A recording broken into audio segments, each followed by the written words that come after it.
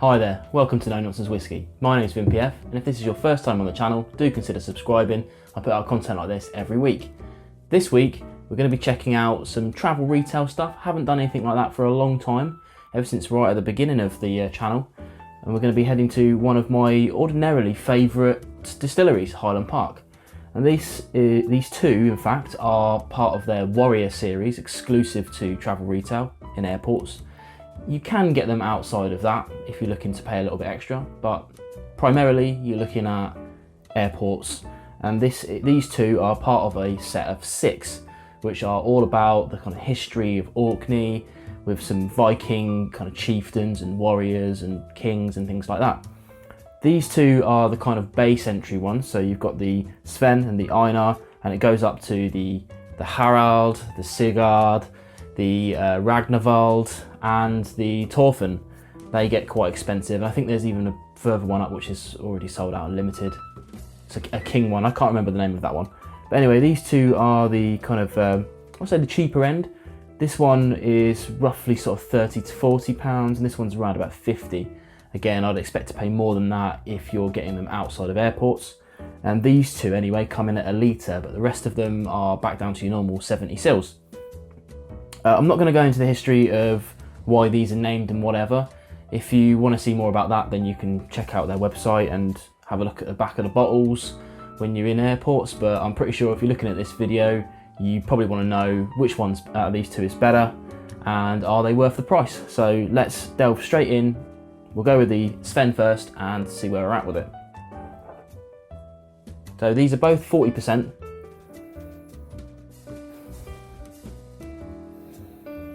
And I think they're both mostly American oak.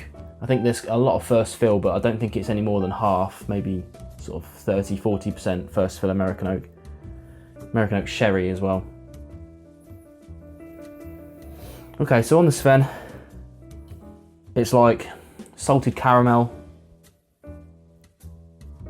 And for me, I get a bit of orangey citrus. It's quite a nice nose, I quite like that. As you can tell by the bottle. I did get these about a year apart. In fact, I think I was gifted them both. This one I definitely got off my my brother-in-law for my birthday this year. And I think he might have even bought me this one last year, but I can't remember, to be honest. It's been so long since I got it. Onto the Einar. So the nose is distinctly different, side by side. Now for me, more of that caramel. Not quite as salty this time, but it's more of a lemony citrus with a touch of pineapple in there as well. Let's have a taste.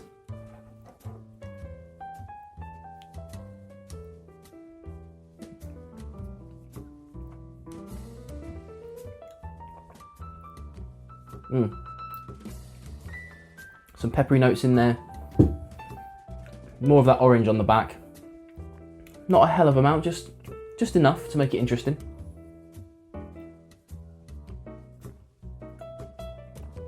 Surprisingly though, not as much smoke and peat as I expected. Very, very, very little. In fact, I'm pretty sure that if I was doing this blind, I don't think I'd pick it up. Not a kind of signature Highland Park taste. It's usually I get some kind of peachy notes off the back of Highland Park, but not with these. Weird. Onto the Einar.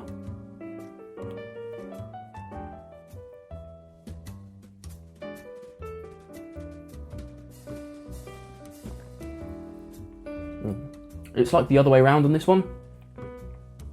It's got that kind of initial kind of lemony, citrusy flavours. Then you follow with the tingly kind of pepperiness. Again, very little smoke or peat on either nose or palate.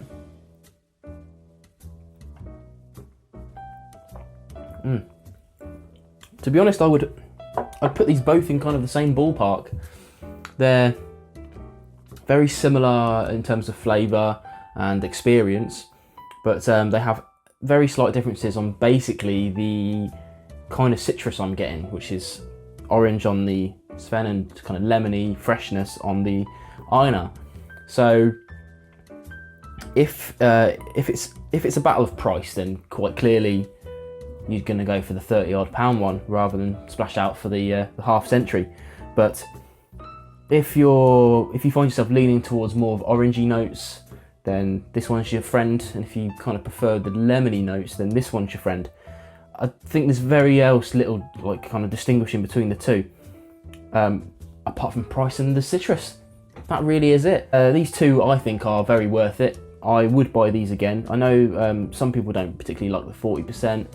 This is a classic Highland Park, chucking out stuff into the exclusive zones. You know, they like to put things in travel retail, they like to put things overseas, to be fair. Over in the UK, you're really seeing the kind of age statements on shelves and maybe the Valkyrie and things like that.